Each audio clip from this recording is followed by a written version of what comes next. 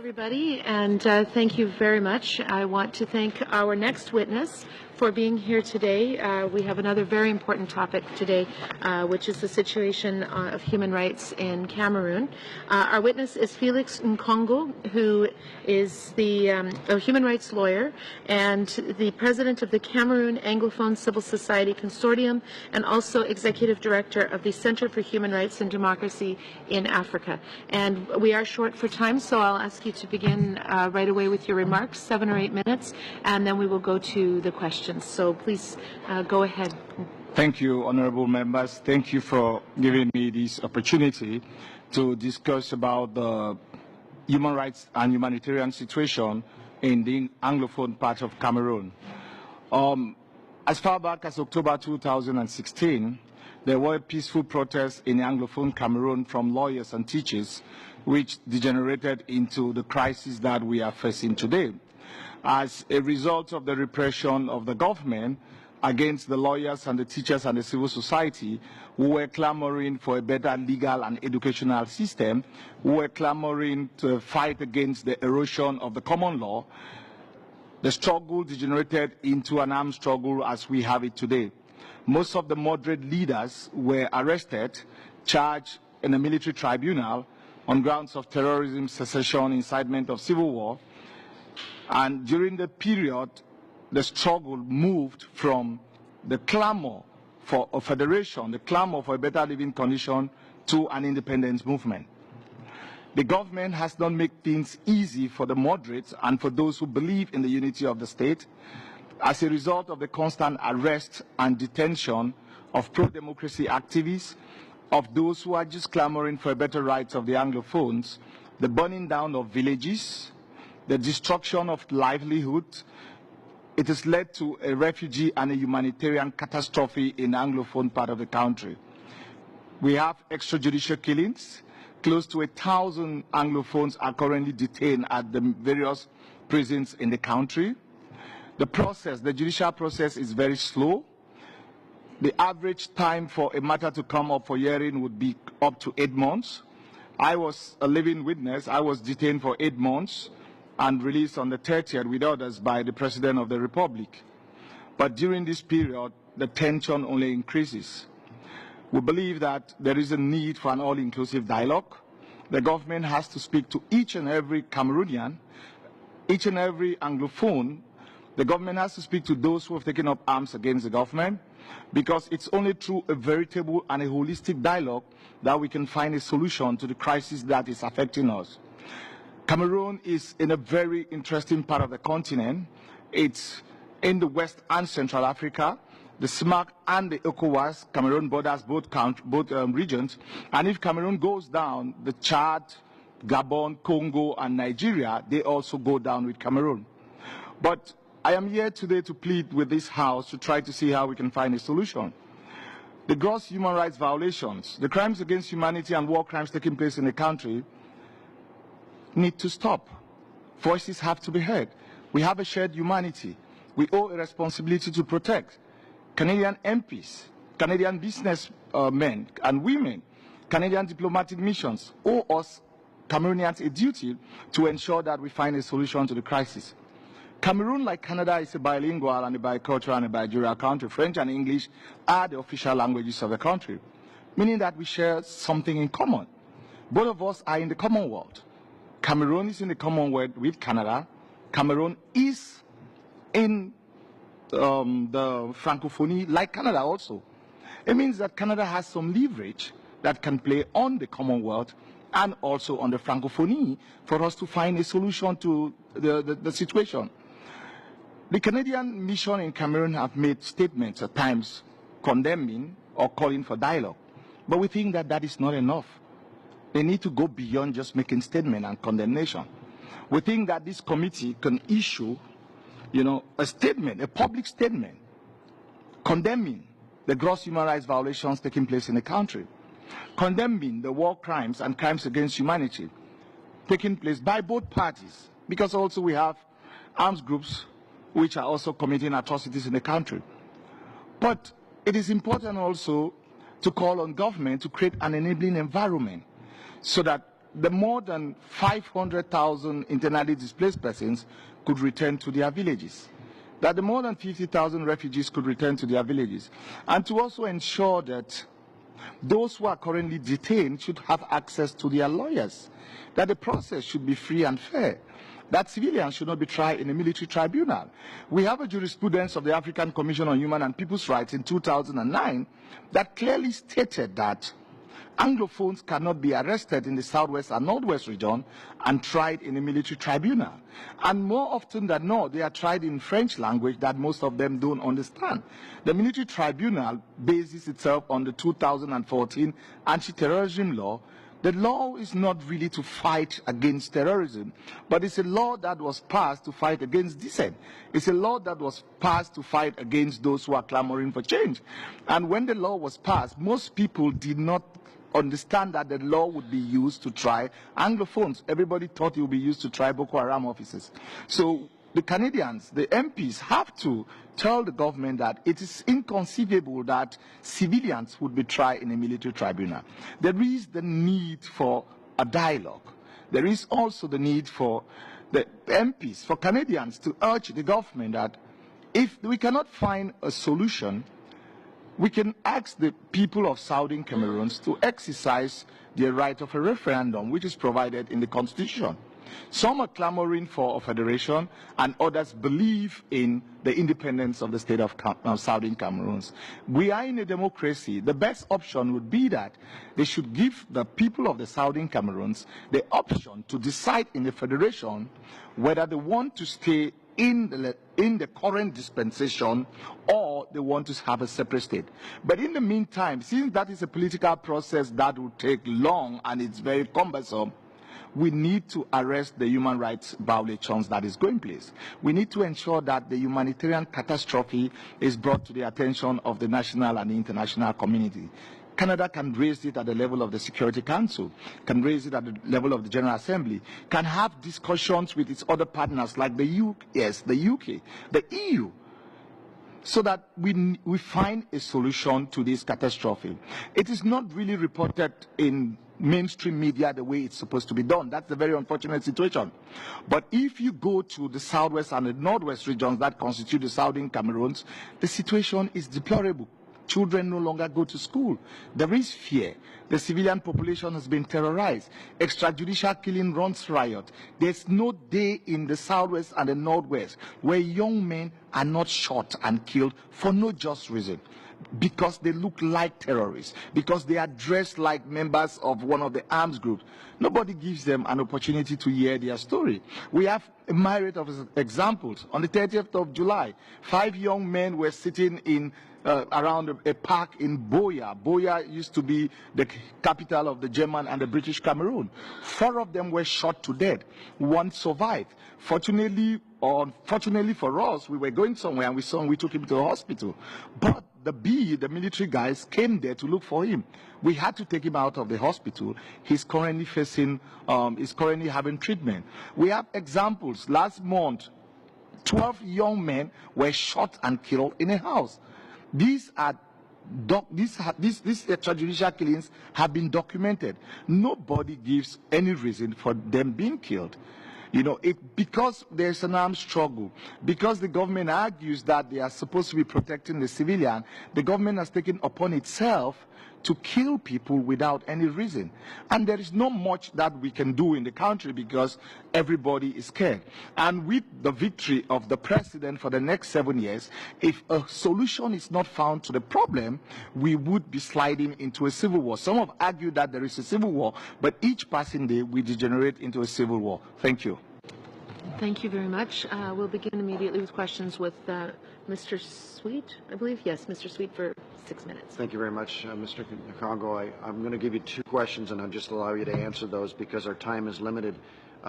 One is I'd like you to tell us about the separatist groups. I don't want to take away from your testimony, but we'd like to hear about them, the number of them, how many are operating, and also if the National Commission for the Promotion of Bilingualism is still limping along. Is it operational? Is it gotten anywhere?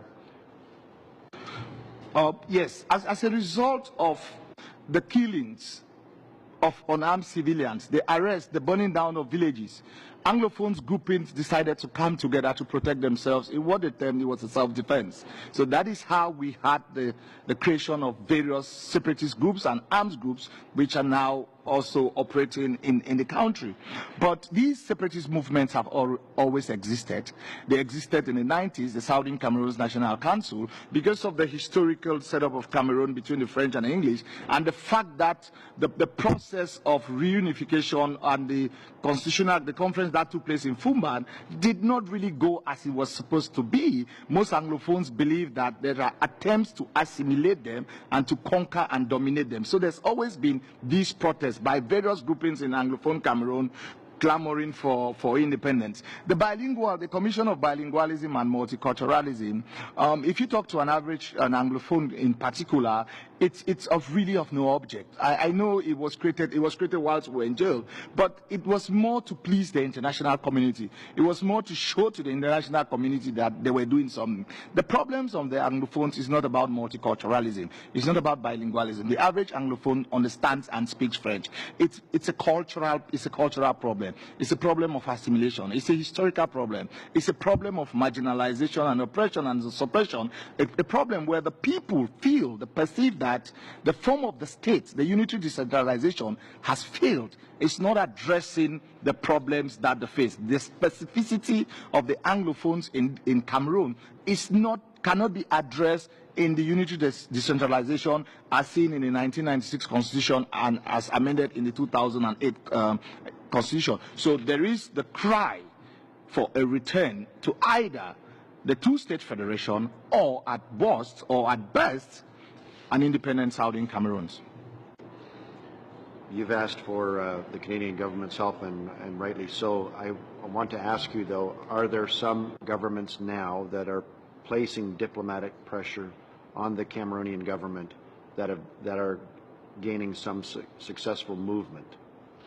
There are some governments that have been talking. You know, the most successful thing that Mr. Biya did was that nobody was talking about Cameroon. That's his biggest success in 36 years. So nobody talked about Cameroon. In mainstream media, they will not discuss about Cameroon in the Canadian Parliament or in the House of Lords. But at least now they're talking about Cameroon. So governments have been putting pressure. Of recent, the French president congratulated him for his victory, but reminded him that he should find a solution to the Anglophone problem. I know the Americans had also did. The ambassador had told Mr. Biya to think about his legacy, to try to see how we can find a solution.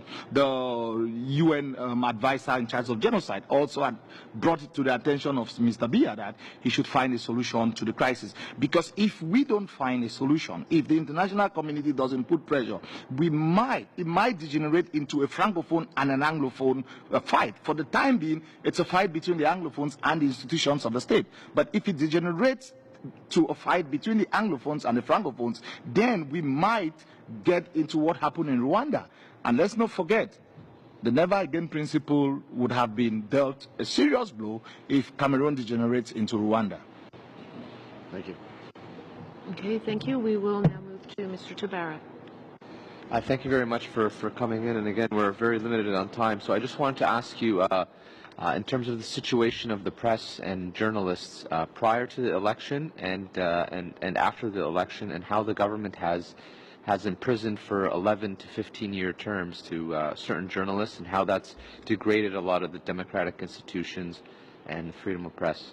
The government has always modeled the press in Cameroon, in spite of the liberty laws of 1990 that ushered in a wave of press freedom, democracy, and respect of human rights. It's more cosmetic in its application. The government really doesn't respect. We have Mancho BBC, who used to be a reporter, was given 15 years. We have about 3 or 4 Anglophone journalists who are in jail. We have others who were arrested of recent because of protests, and because the government has a way of ensuring that you can be sued for defamation, your press license can be withdrawn, you can be suspended. So most of the press guys, they are very, very weary. Everybody tries as much as possible not to be seen to be offensive to the government. So criticisms are very limited. The government has succeeded in creating lots of media houses that they are in control. They sanction the media houses that are very critical of them, and those media houses which preach hate speech but which are supportive of the government, no sanction is taken against them. So it's really double standard, and we are worried, we're scared that within the next 7 years of Mr. Biya's presidency, the press would really suffer. The civic space is shrinking. Not only the freedom of press, freedom of expression and assembly is shrinking. It's now difficult to have an authorization to hold a rally, to hold a meeting, to hold a press conference. We saw what recently happened with the leaders of some of the opposition parties, that their press conference was banned. So we're going to have tough times with the press as we get into the next 7 years of Mr. Biya's mandate. Okay. Thank you, Ms. Hardcastle. Thank you very much. Can I just ask you, Felix, if I may, can you tell us a little bit about your own background and your increased activism and the perspectives that you have now on ways that Canada can be involved? I understand you are an activist and you started out as a lawyer, and you have in a legal community, and just tell us your perspectives, and maybe, and just to take the rest of my time to maybe add a little bit of your understanding of how we led to, or how things escalated to the point of the Republic of Ambazonia being established. Okay, thank you. I'm a lawyer. I studied in Cameroon, Nigeria, and the U.S. I was called to the bar in 1996. I have been practicing law. I worked in the UN as a legal advisor to the International Criminal Tribunal. I then worked as a human rights advisor with the UN mission in Afghanistan. I moved to Congo as a legal advisor to the UN police in DRC, then came back to Afghanistan as a legal advisor to the UN mission. But 3 years ago, I decided to come back to Cameroon because I felt that there was a need to go back home and try to see how I can contribute to the democratic process. During my stay in the US in 2005, a group of Africans, students who were doing the LLM in International Human Rights and Criminal Law, we founded an organization called the Center for Human Rights and Democracy in Africa, with headquarters in Cameroon, Sierra Leone, and in Kenya. I happen to be the director and the founding president. So when I came back, I started running the organization whilst also having a law firm. But it wasn't enough just to be a lawyer and just to have a human rights organization. Being an activist, we decided to come together with other lawyers to create the Cameroon Anglophone Civil Society Consortium, which I was the first president. It was the consortium that reawakened Anglophone consciousness and nationalism and patriotism, because over time, people had been complaining, but they needed a movement. They needed leaders who could at least be courageous enough to raise the issues with government. So as a result of that, we started a peaceful protest. But because we have a government which really doesn't respond, you know, lawyers had written about 4 memorandums to the state, documenting the problems that they face. But unfortunately, nobody responded to them. Nobody even acknowledged receipt of these documents. So in 2016, they decided to have a sit-in strike action. For 1 month, the Minister of Justice, the attorney, nobody responded to them. Then we decided that we would march in the street with our wigs and gowns to call the attention of the government. If they were really sleeping, they would realize that we mean business. But the lawyers were brutalized, they were beaten, they were dragged in the mud, their wigs and gowns were seized. As a result of that, teachers and students had to join them in protesting. But these were peaceful protests. But unfortunately, on the 17th of January, internet was disconnected in the English-speaking part of the country for 3 months. I don't know whether you can really figure out what it means for internet to be disconnected in part of the country for 3 months. And that's kind of collective punishment, because it was disconnected. We've had the war in the north on Boko Haram, which has been going on for more than a year. At no point in time, internet was cut off. But because of the protests in English-speaking Cameroon, internet was cut off for 3 months. We were arrested, blindfolded, and cuffed, and they drove us for close to 10 hours, locked up in very dehumanizing conditions, and charged in front of a military tribunal. So during this period, when they had taken out the moderate leaders, the movement morphed into other groupings that had been existing, but they really did not have the voice. So now a platform had been created. The young people in Anglophone Cameroon who wanted change had created that platform, which we were just fortunate to be their leaders. But when we left, and because of the treatment that they had given to those who were clamoring just for federation and a better living condition in the legal and educational system, most people argue that if you were preaching for federation and you were facing the death penalty, I would rather preach secession and separation and equally face the same death penalty. So that is how positions hardened because of the way people were killed, the way people were arrested. That is how positions hardened to now we have a separatist move. But the government still had an opportunity to find a solution.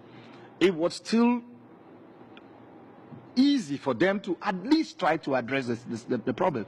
But at no point in time have they attempted in finding a solution to the crisis. When they released us on the 31st of August, it was a golden opportunity to release all those who were detained. But they choose to release 3 of myself, Justice Aya, who used to be a sitting Supreme Court justice, was arrested and detained for 7 months without any trial. But they released some of us and left the others in jail. So all these have hardened position in such a way that if you talk to the average person in Anglophone Cameroon, separation is now en vogue. You know, now the majority of the people would not settle for anything less than separation. The majority of the people now are asking for a referendum for them to determine their fate. But we still believe that something can still be done. Notwithstanding the situation, we can at least have a dialogue. We can at least have a negotiated settlement. You know, the diaspora living in Canada also would have a role to play, you know, because they are very influential. They have the money, they have a voice that we can involve them also in trying to see how we can find a holistic solution. So the problem cannot just be solved internally without including the diaspora. I'll give you an example. Cameroon has a way of blacklisting Cameroonians by birth who are out of the country. Yes, some of them might have a dual nationality, but we have Cameroonians who have arrived at the airport with a visa and they were sent back because they encourage dissent abroad. We cannot solve the problems in Cameroon without addressing the issue of the diaspora. We need to find a way that we would grant amnesty or clemency to those who are living abroad, who have not been convicted, but who are in a blacklist by the government, meaning that there are people who have parents in Cameroon, their parents die, they cannot come to Cameroon for fear of being arrested. So if these people cannot come to Cameroon as we know, they would rather prefer to come to Cameroon, which is Ambazonia. So we believe that the government of Canada can do a lot in trying to create an enabling environment, in putting pressure on the government to call for a dialogue, and at best ask the people of Cameroon, ask the government to organize a referendum. Yes, and thank you very much. Unfortunately, that is our time. I know we had a very limited time today, but thank you very much for your testimony before this committee, and thank you to the members for being here today. And with that, we adjourn the committee. Thank you.